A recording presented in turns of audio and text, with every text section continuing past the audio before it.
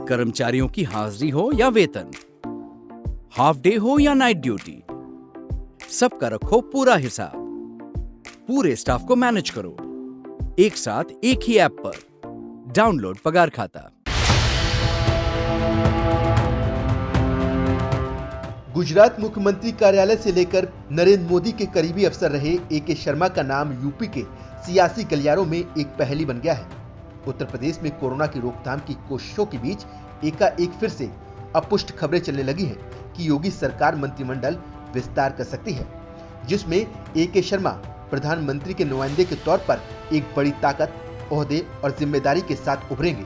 करीब 1.5 दशक तक नरेंद्र मोदी के विश्वसनीय आला अधिकारी रहे ए.के. शर्मा को यूपी में एमएलसी बनाए जाने से भी पहले से ही ऐसी खबरें आती रही थी। जनवरी में उन्होंने भाजपा ज्वाइन की और फरवरी में वो एमएलसी बने, जिसके बाद से ही उन्हें डिप्टी सीएम से लेकर कैबिनेट मंत्री बनाए जाने की कयासबाजी खूब चली। इस दौरान यूपी में कोरोना की दूसरी लहर ने कहर बरसा दिया और फिर ऐसी खबरें गुम हो गई। इसी दौरान प्रधानमंत्री के लोकसभा क्षेत्र वाराणसी में कोरोना पर काबू के प्रयासों में वो वहां के प्रशासन के साथ जमीनी संघर्ष कर रहे थे। प्रधानमंत्री ने वाराणसी के प्रशासन से कोरोना पर वर्चुअल मीटिंग में ए.के. शर्मा के प्रयासों की सराहना भी की थी। इसके बाद ए.के. शर्मा ने लखनऊ में मुख्यमंत्री योगी से मुलाकात की, लेकिन जानकारों का मानना है कि ए.के. शर्मा अब योगी आदित्यनाथ के लिए नए राजनीतिक प्रतिद्वंदी बन गए हैं। यूपी के पुराने नेताओं में ऐसा कोई नहीं बचा जो योगी आदित्यनाथ के लिए बीजेपी के भीतर ही राजनीतिक चुनौती बन जाए। योगी के खिलाफ ठाकुरवाद के आरोपों को काउंटर करते हुए ब्राह्मणों की नाराजगी से बचने के लिए बीजेपी नेतृत्व ने महेंद्र नाथ पांडे को आम चुनाव से पहले दिल्ली से यूपी भेज दिया था, लेकिन सत्ता में वापसी के साथ ही उनको फिर से दिल्ली बुला लिया गया। राजनाथ सिंह के 2017 में यूपी का मुख्यमंत्री बनने से इनकार करने के बाद तब मनोज सिन्हा को मुख्यमंत्री बनाने का फैसला करीब करीब फाइनल हो चुका था, लेकिन तभी योगी आदित्यनाथ के नए अवतार ने सारे समीकरण गड़बड़ कर दिए।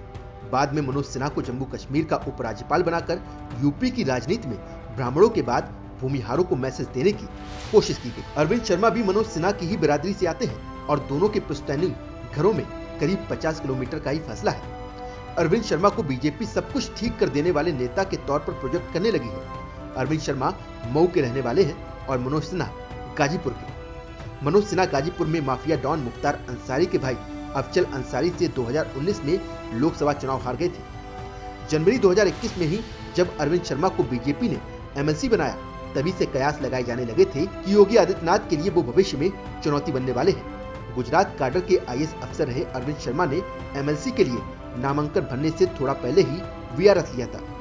प्रधानमंत्री मोदी जब गुजरात के मुख्यमंत्री थे, तभी से वो अरविंद शर्मा पर भरोसा करते रहे हैं और मोदी जब दिल्ली पहुंचे तो गुजरात से जिन अफसरों को दिल्ली बुला लिया, उनमें अरविंद शर्मा भी एक है। यूपी में कोविड-19 से बेकाबू हो चुके हालात को संभालने के लिए अरविंद शर्मा 13 अप्रैल को वाराणसी पहुंचे और स्थिति को ऐसे संभालने में सफल है कि अब वाराणसी मॉडल की मिसाल दी जाने लगी है। यूपी की राजनीति में एमएलसी बनाकर अरविंद शर्मा की एंट्री ही खास रणनीति के तहत हुई थी, लेकिन यूपी में कोविड-19 पर काबू पाने को लेकर जिस वाराणसी मॉडल की तारीफ प्रधानमंत्री मोदी गुजरात तक कर रहे हैं, उसके बाद से शर्मा का कद और बढ़ गया है। वाराणसी में कोविड-19 प्रबंध में लगे डॉक्टरों और अफसरों से मुलाकात में प्रधानमंत्री ने रूंधे गले से आंसू रोककर लोगों से कनेक्ट होने की जो कोशिश की थी, मानकर चलना होगा कि उसी को आगे बढ़ाने की जिम्मेदारी अरविंद शर्मा को सौंपी जानी है।